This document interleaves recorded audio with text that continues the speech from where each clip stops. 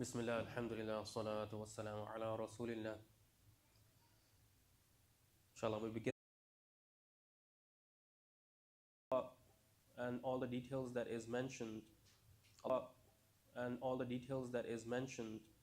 Allah subhanahu wa ta'ala wants the humanity to pay close attention to it. هل أتى على الإنسان حين من الدهر لم يكن شيئا مذكورا.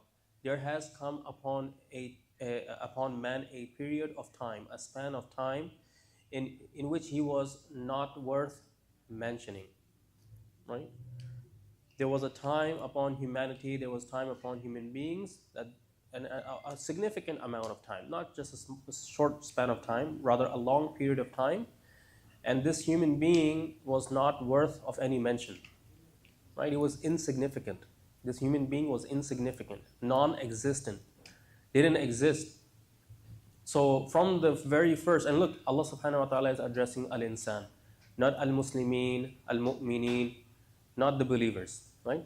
Humanity in general. There are believers in it, there are disbelievers in it, there are idol worshippers in it, right? There are monotheists in it. Everybody, all human beings are included. So Allah subhanahu wa ta'ala wants all the human beings to pay attention to what He is saying in this surah. There was no humanity. The jinn and the angels didn't know human beings, right? They didn't even imagine that a being like Insan, a human being, would be created by Allah subhanahu wa ta'ala. They didn't mention Insan. They couldn't even imagine it, right? Human beings were so insignificant that they were not worth of any mention. And this non-existence of humanity lasted for a period of time, significant period of time. Nobody cared for human beings. Nobody knew that human beings would exist, right? Allah subhanahu wa ta'ala, if you think about this verse, Allah wants us to contemplate, reflect about our existence, right? This verse is a awakening, a call that we reflect who we are, and how we got to where we are at, right?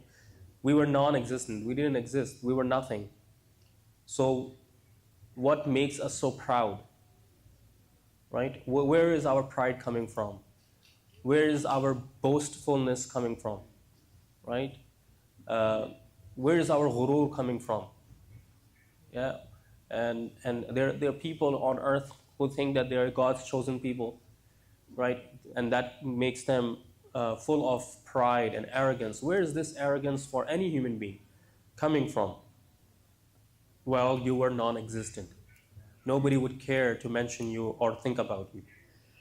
Allah subhanahu wa ta'ala begins this surah and this verse with hal. Hal ata ala al-insan. Hal is a particle to ask a question in Arabic. When you have to ask a question, you can use hal as in the beginning to start a question, right? But over here, Allah is not asking. It's not an interrogative sentence.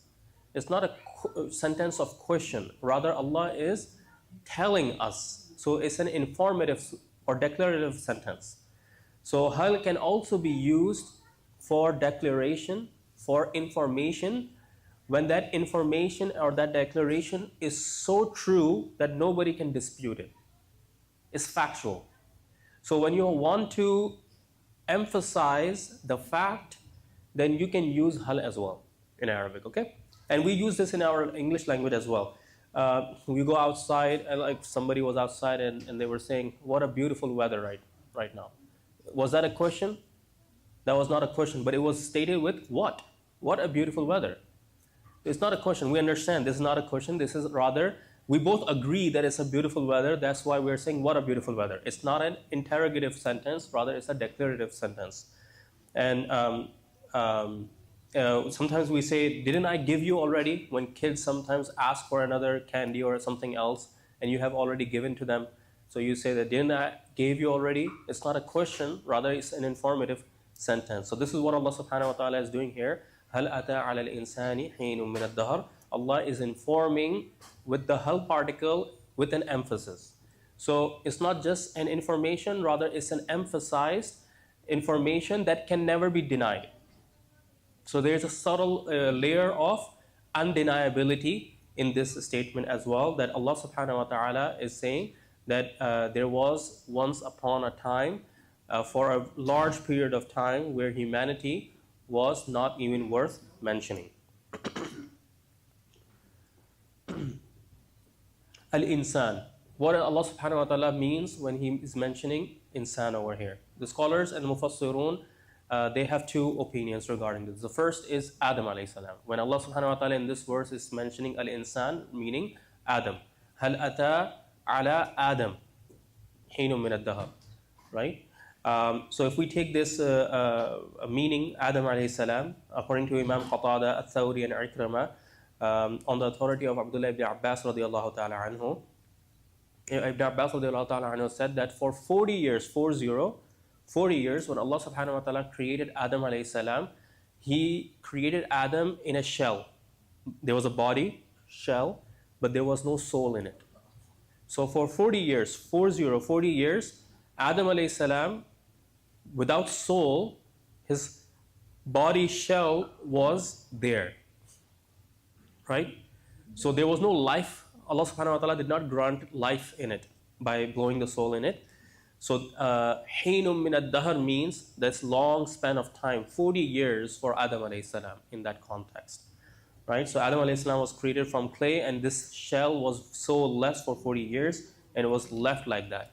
Other scholars, they added not just 40 years, rather after that or before that, Allah subhanahu wa ta'ala created Adam alayhi salam in 40 years, 40 years, with hama'in masnoon, right? Dark clay, which is a dark mud, right? That is the clay that is left to dry and smooth. It turns black. And then for another 40 years, 40 years, he was molded. He was molded with this clay, salsal, right? And then for another 40 years, Adam alayhi salam was in a hollow shell without soul, and he was just left like that. So in total is 120 years. 120 years. Yes, the entire process of his creation from the clay to molding the clay, Hamain Masnoon, and then creating a shell, hollow shell, and leaving that shell for 40 years. So 40. Right? That's 3 different phases. That's 120 years. Abdullah ibn Mas'ud radiallahu ta'ala anhu adds another 40 years, 40 years, and he says turab. Yani there was a time when Adam alayhi salam was just dirt. This is at the very beginning. So from dirt he became clay. From clay he became dark clay, which can be molded. Then he was molded, and after he was molded, he was a shell, hollow shell without soul. Each stage took 40 years. So you add all of them, and it becomes 160 years. So Mufassirun say that if Adam alayhi salam is meant over here, then at least 160 years is meant with hinum min ad-dahr, a long span of time in which he was unknown. Right? Adam alayhi salam was in a shell. There was no name to it. Nobody knew what this shell is. Right? Nobody knew what Allah subhanahu wa ta'ala is doing right now. Right? So humanity was unknown. Hinun is a nakira, an indefinite format. So when in Arabic a word is nakira, indefinite, it means it's expansive. It has a lot of things included. So because it's not specified time, it's general time, meaning unspecified time, a long, very long span of time. Hinun min ad-dahr. This indicates that the man essentially did exist at some point, but his existence, he was existing in human being, but he was unknown to the rest of the creation, right? And there's no contradiction in any of these different interpretations. They are all complementary to each other. Hinum min ad-dahr, this is one aspect of meaning in terms of Adam alayhi salam. Another aspect is the embryo development, right? A human being, he develops in the womb of his mother, and it takes 9 months for a baby to develop and come out into the world. So 9 months. So 9 months is also a long period of time. And before the child comes into this world, nobody knows whether this child will be alive or not. So even at the last second, things are very tense, right? So we plan, but we don't know. And if you think about in the past, we didn't even know gender, we didn't even know the shape. SubhanAllah, now the technology is as that we are at least able to know gender, even though sometimes there are mistakes even today. But for the most part, we're able to get to know these things. But we don't know for certain that life will be after delivery, right? That life will be after delivery. So human being, even in this case, is unknown. Unknown. There's a third understanding of this as well, and this is by Mufti Shafi al-Uthmani rahimahullah. He said that this statement of the verse can also be taken into the wider sense meaning. Meaning of the wider sense that the inception of human creation takes place with the sperm, right? Sperm, and this sperm is produced from food, and this food comes from earth, from different parts of the world. So if a man and a woman, when they are eating food, when this food is coming from all different parts of the world, think about how much energy, how much effort, how much the entire natural order, agricultural order, supply chain, everything is coming together to bring this one cup of tea that everybody is drinking, this food that you just had, the rice that you just had, right? The amount of labor that went into this rice was not grown in San Antonio. This rice is grown somewhere else, perhaps in a different part of the world, right? It's being imported. So you think about all of that thing, and then when you eat that, and the body produces that drop of water with which a new life comes, right? So each one of us is a combination of all of that which already existed on the earth. And then if you go back, earth is just a formation of the dust that was in existence in the cosmos, going back to the Big Bang. SubhanAllah. So who knew that you will be alive today? Nobody knew except Allah. Except Allah. So Allah subhanahu wa ta'ala is reminding the humanity, human beings, believers, disbelievers, everybody, to realize the reality of your existence. It's so easy for agnostics and atheists and somebody to say, I don't know whether God exists, right? And this is the verse. Okay, you may be doubtful whether God exists, whether the Creator exists. Go back to your own life. Go back to your own self. Where did you come from? Where did you begin? How did anybody know that you will begin? Who decided that you need to begin? You need to come to a life.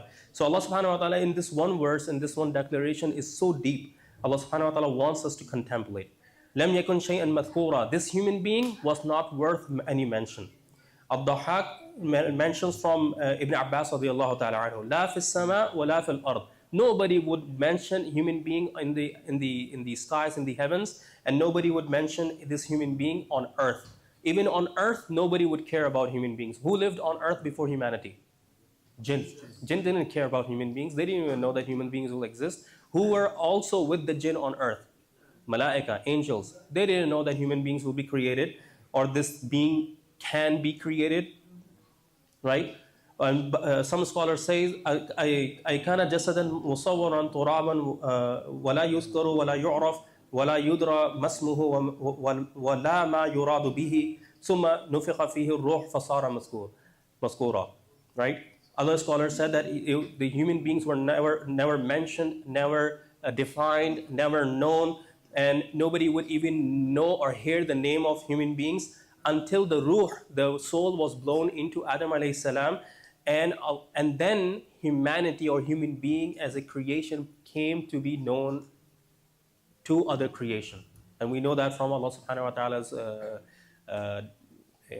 declaration that Allah subhanahu wa ta'ala brings all these angels, and then He tells them that I have decided to create Khalifa on earth. That's when the angels get to know who is Adam, human being. What is this human being? Now they're getting introduced to humanity. Subhanallah. ثم لما عرف الله الملائكة أنه جعل آدم خليفة وحمله الأمانة التي عجز عنها السماوات والأرض والجبال ظهر فضله على الكل فصار مذكورا. right? When Allah subhanahu wa ta'ala defined what human being is to the angels, right? And that Allah subhanahu wa ta'ala is going to make this human being his khalifa on earth, his deputy on earth. And then Allah subhanahu wa ta'ala, by making him khalifa, will grant him an amana, a trust, a responsibility that this human being will be tasked to fulfill. Right? Adam alayhi salam was not sent to earth to chill, play video games, watch movies, and die, eat to your belly full, right? Enjoy your life. That's what not the purpose of Adam alayhi salam is. That's not the Khalifa of Allah subhanahu wa ta'ala. The deputy has an amana, trust. That trust needs to be fulfilled. And after Adam alayhi salam, his children are responsible. Each one of us, being the children of Adam alayhi salam, are responsible. We are all Khalifa of Allah subhanahu wa ta'ala on earth. We have an amana and trust from Allah subhanahu wa ta'ala. Now what is that amana? What is that trust? We need to know and understand that, right? That's the purpose of our existence. So Allah subhanahu wa ta'ala says, with this amana that was defined to the angels, they understood that with this amana that is given to Adam alayhi salam and his progeny, humanity has received a degree of elevation above the rest of the creation. Angels realize that, oh, this creation is actually better than us. They are better than us. Adam alayhi salam is better than us. This is how they understood. Why? Because angels are not Khalifa of Allah. They are not Khalifa of Allah. Khalifa is being made Adam alayhi salam. Allah subhanahu wa ta'ala says, وَإِذْ قَالَ رَبُّكَ لِلْمَلَائِكَةِ إِنِّي جَاعِلٌ فِي الْأَرْضِ خَلِيفَةً. Remember when your Lord said to the angels, I am going to create a Khalifa, vicegerent on earth. And Khalifa, according to Ibn Mas'ud radiallahu ta'ala anhu and Ibn Abbas radiallahu ta'ala anhu, is Adam alayhi salam. وَهُوَ الْخَلِيفَةُ اللَّهِ فِي إِمْضَاءِ أَحْكَامِهِ وَأَوَامِرِهِ.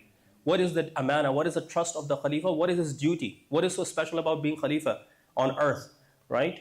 Khalifa of Allah subhanahu wa ta'ala is someone who fulfills Allah's command and his legislations on earth. He establishes Allah's commands on earth.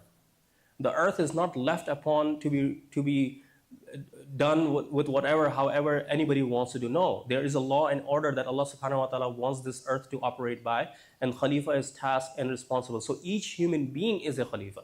Each one of us is responsible as Allah subhanahu wa ta'ala's creation and children of Adam alayhi salam, that we make sure that earth runs according to the laws and legislation of Allah subhanahu wa ta'ala. When we make sure and ensure that happens, we are fulfilling our amana that Allah subhanahu wa ta'ala has bestowed upon us through Adam alayhi salam, through all the prophets and messengers that came after him until Rasulullah sallallahu alayhi wasallam.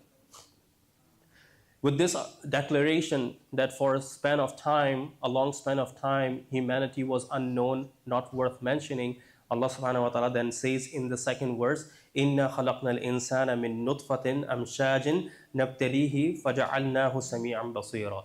Now Allah subhanahu wa ta'ala declares that we are the ones who have created you. Now you think about, we are all from different ages. We have elders over here who have, mashallah, lived a long life, a lot of experiences in their life, a lot of accomplishments. Each one of us, the young and the old, if we think today, all the things that we have accomplished, the status, the wealth, the degrees, the grades, right? The house, the car, the family, the children, right? The social status, right? Everything that we have acquired and accomplished in our life. And then you go back a year before your birth date. A year before your birthday. Who were you, Asif bhai? Did your parents know about you a year before your birthday? No. And this is who we are. This is what the first ayah Allah subhanahu wa ta'ala is reminding. Not even worth mentioning. Each one of us was not even worth mentioning. Our parents had no idea about each one of us. We were unknown completely. And then Allah says, Inna khalaqnal insan. We are the ones indeed who have created the insan, the human being. We are the creator. Now you meet your friend, your classmate who is like, I don't know whether God exists. I don't know.